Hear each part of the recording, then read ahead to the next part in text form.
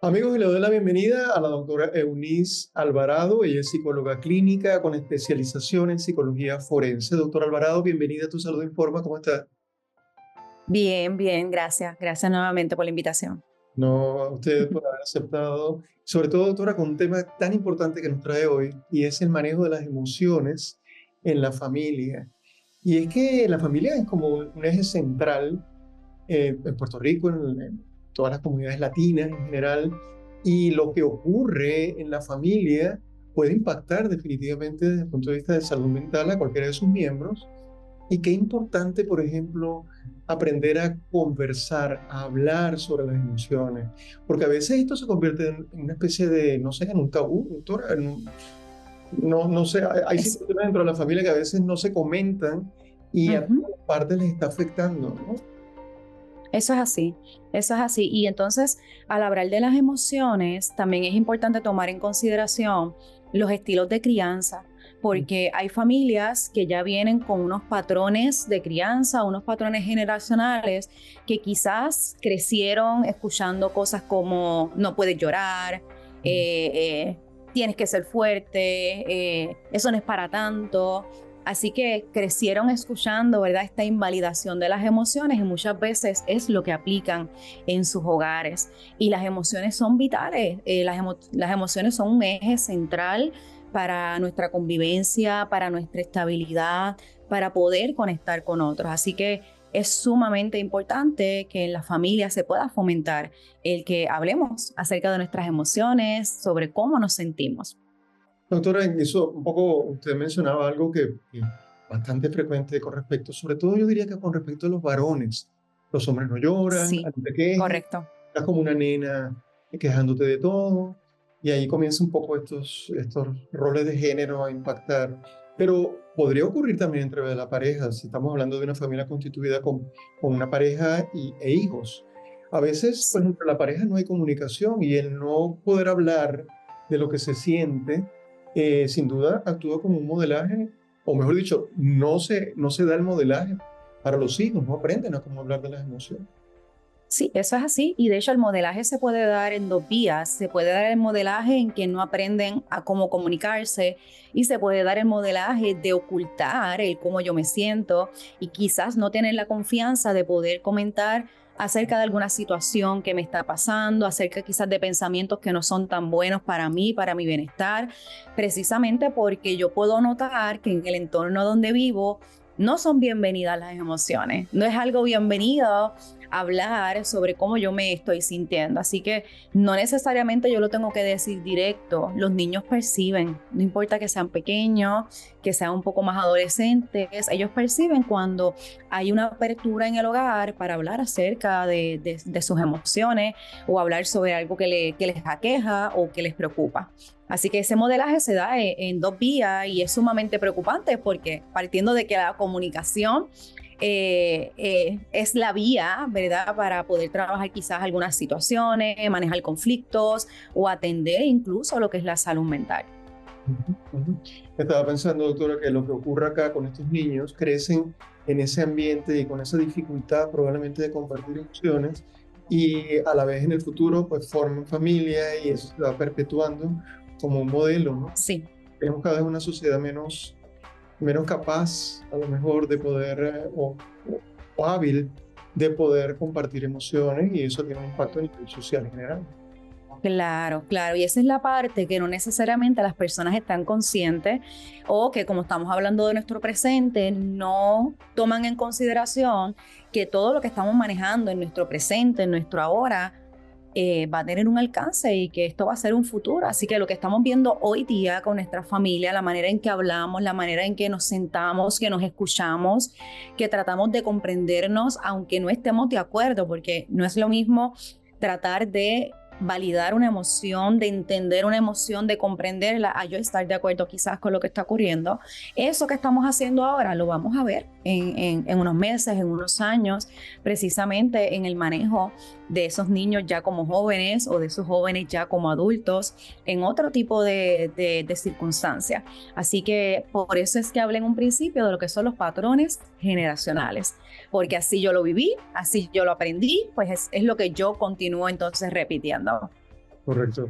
Doctora, ¿se puede aprender a manejar las emociones en la familia, por ejemplo, dentro de la familia? Claro que sí, es algo posible y lo primero que tenemos que hacer es poder reconocer que hay emociones, poder reconocer de que yo puedo experimentar emociones, aprender a identificarlas y tener la apertura para entonces poder trabajarlas, ¿verdad? No podemos ir a trabajarlas sin primero reconocer, yo estoy experimentando esta emoción es agradable para mí, esta emoción es desagradable y fíjese que digo agradable y desagradable, no hablo de emociones positivas ni negativas porque cada emoción tiene un propósito y es importante, ¿verdad? Que los niños no crezcan pensando que hay emociones malas porque pues cada emoción tiene su función y en un momento dado nos pueden ayudar. Interesante ese comentario, doctora, porque quizás a lo mejor una expresión en casa de un niño es censurada, no hagas eso, un poco lo que dijimos antes. Los niños, los varones no lloran, no llores. Entonces está como censurada el Claro. expresar tristeza, por ejemplo, o coraje. Exacto, exactamente. Exactamente. Así que algo que yo hago con frecuencia es dar ejemplos, ¿verdad? Quizás en medio de un examen no lo aprobé, me dio coraje, pero quizás ese coraje me llevó a prepararme mejor para una próxima ocasión. Así que hay un aspecto positivo detrás de ese coraje. Así que las familias deben reconocer que las emociones tienen un propósito, que aunque no sean agradables todo el tiempo, es importante abrir el espacio para que se pueda hablar sobre las emociones y es ahí cuando comenzamos a manejarlas. Ya cuando me siento en confianza de poder hablar cómo me siento, pues entonces puedo comenzar a practicar quizás destrezas para control y manejo de mis emociones. Puedo comenzar a aplicar destreza para regular quizás un estado de coraje que se eleva o manejar entonces mi tristeza, desconectando que es quizás de lo que me está ocasionando la tristeza y enfocándome en otras cosas que me pueden generar alegría, pero sin dejar la tristeza, porque es una emoción, así que la tengo que reconocer y entonces sí me puedo mover a otra emoción. Me pareció bien interesante que usted definiera de esta manera, si lo censuramos la emoción, pues la estamos coartando a que se exprese en el futuro. Y Claro. pensando, doctora, que muchas quejas a veces de padres de adolescentes, qué complicado conmigo, mi hijo adolescente que de pronto no dice qué le pasa, no sé cómo acercarme, pero es que quizás Ujú. no se, eso no se improvisa, esa comunicación se establece y se fomenta desde Claro, y ahí es cuando es importante reconocer que a lo mejor necesitamos ayuda profesional. Mm, Porque entonces sí pueden haber algunas recomendaciones y que comencemos desde temprana edad a hablar sobre las emociones. Cuéntame de tu día, cómo te sentiste, tu parte favorita. Pero si ya llegamos a esta etapa de la adolescencia que de por sí trae sus retos y no logramos que ese adolescente se comunique, la recomendación sería acudir, ¿verdad?, a algún tipo de consejería, asistencia psicológica, que puedan brindarle las herramientas sobre lo que es la comunicación asertiva, el poder reconocer y trabajar con lo que son las emociones. Así que hay alternativas, hay opciones, pero hay que reconocer entonces que quizás necesitamos esa ayuda adicional. doctora, usted acaba de mencionar unos consejos y a mí me gustaría que si podemos retomar un poquito esto, porque personas que nos están viendo en este momento, que a lo mejor están, vamos a decir, sensibles eh, Uh o, -huh.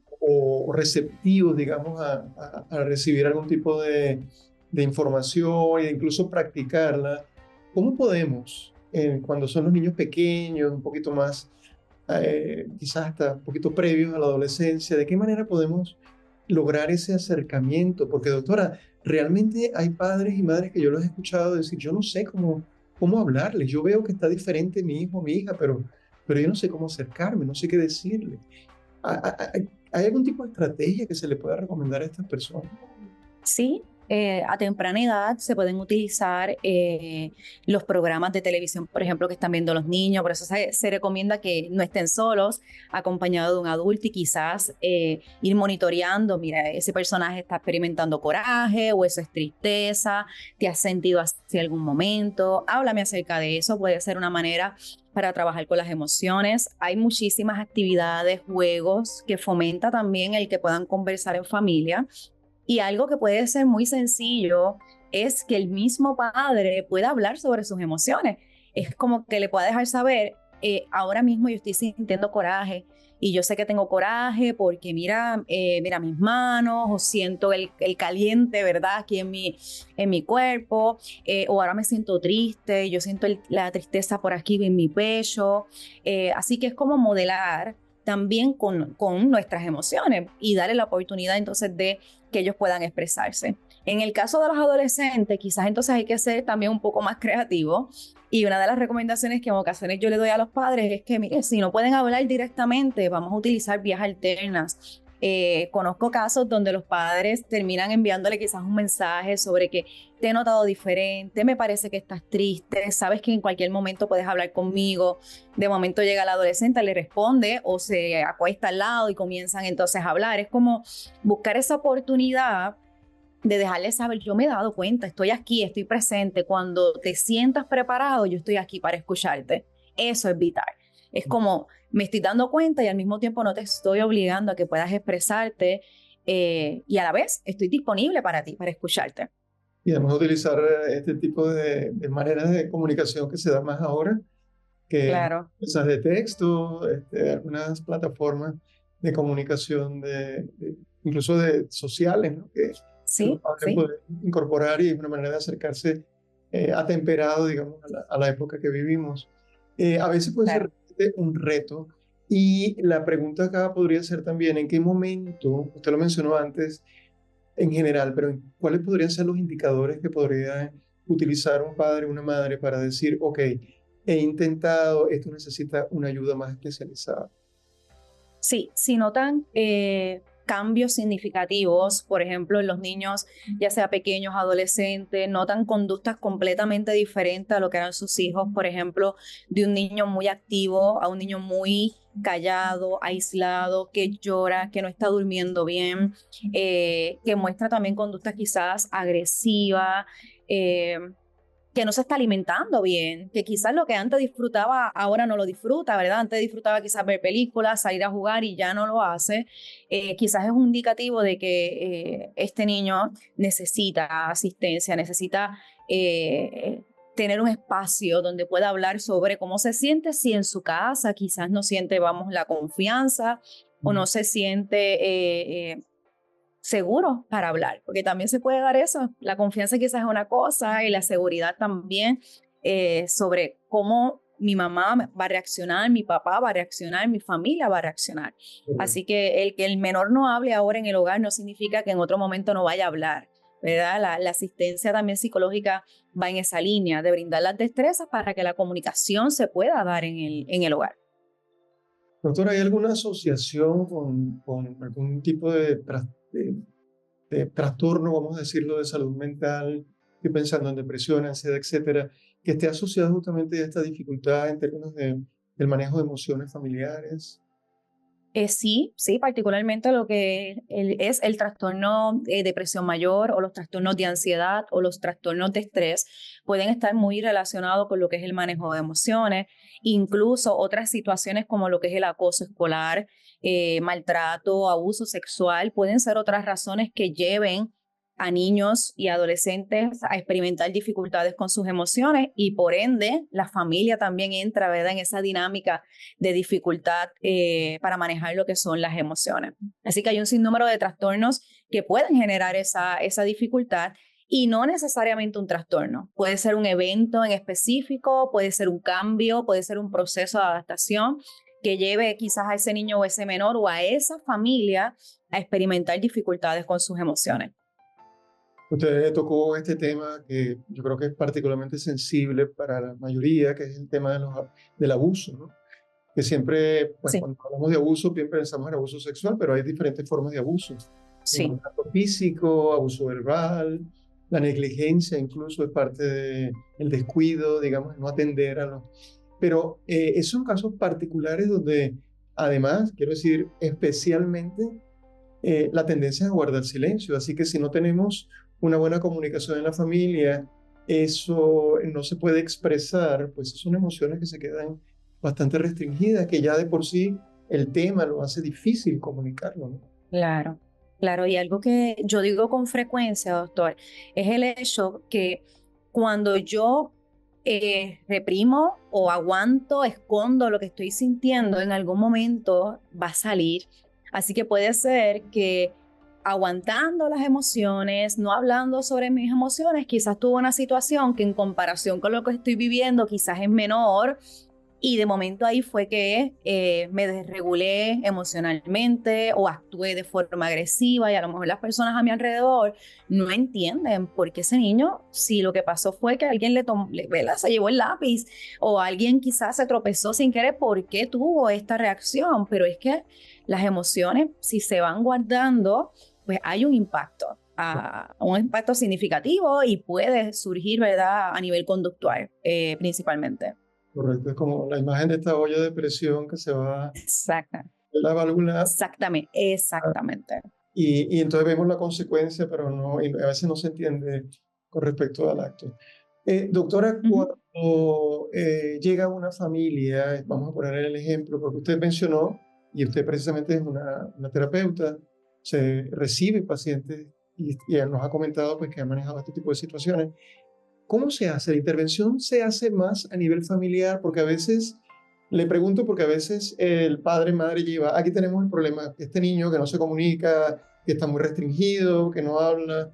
¿Esto podría implicar una intervención familiar? ¿Es lo que regularmente ocurre o cómo es el manejo acá? En términos Puede terapéuticos. ser, sí, puede ser diferente, pero usualmente cuando llega, si trabajamos con niños y adolescentes, estamos trabajando con familias, ¿verdad? Ya eso está ahí dado. Y al mismo tiempo, si traen una preocupación como esta, usualmente se puede trabajar quizás de manera individual, y luego entonces trabajar unas intervenciones familiares cuando ese menor esté listo o cuando ese padre esté listo. Es decir, se le pueden brindar las destrezas quizás de manera individual al menor para tener la confianza de hablar, al padre para escuchar, comprender sin juzgar, y luego entonces se trabajan unas intervenciones familiares fomentando un espacio seguro y ayudando a ya sea a los menores y a los padres, a la familia, a que puedan manejar sus emociones y puedan comunicarse de forma asertiva. Y la idea es que lo que sucede en terapia pues se lleve también al hogar, porque las familias no van a estar todo el tiempo en terapia, sino más bien aprenden las destrezas, se las llevan, las aplican en su hogar, las aplican en la escuela, en los trabajos y pues en todo lado. Es la idea. Sí, la pregunta surge también, doctora, porque es que todavía tenemos que trabajar mucho sobre ese, la palabra, el término técnico sería estigma, ¿no? Las personas tienen Sí, tanta limitación a sí, veces, se reprimen de acercarse a buscar ayuda terapéutica porque piensan que, bueno, ya sabemos, es para locos, para personas que están en malas condiciones, pero realmente un poco este es el dibujo del escenario, en este caso, que podrían encontrar una familia que está pasando por esta situación y aprender realmente a cómo expresar, respetar, validar incluso emociones claro. de aprender a comunicarse. Así que los escenarios de terapia, un poco lo que usted acaba de decir, para nada son Ujú. amenazantes, no se juzga tampoco. Y, No, y sí, y la realidad es que es como una especie de, a ver, de clase que luego la vamos a aplicar, la vamos claro. a aplicar en la casa. Así que, Claro. doctora, me parece un tema excelente y un tema central, yo diría, mucho más importante de lo que a veces se maneja o que no se toca, no se aborda tanto cuando es un tema realmente que es bien importante. Así que bueno, a lo mejor queda la invitación abierta para una próxima ocasión continuar hablando de este tema. Así Claro que, que sí. doctora Eunice Alvarado, psicóloga clínica, un gusto haberla tenido en el programa y muchas gracias.